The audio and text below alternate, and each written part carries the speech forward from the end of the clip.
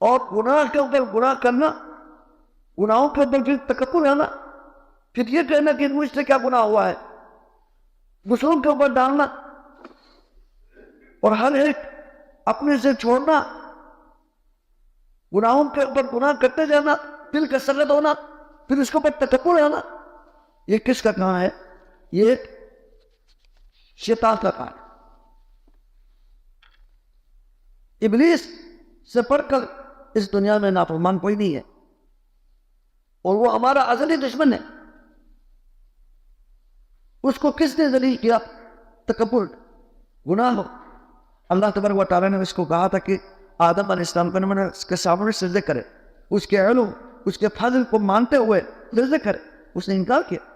کیسے میں سجدے کروں؟ وہ تو مٹی سے پیدا ہوا ہے اور میں تو آگ سے پیدا ہوا ہوں،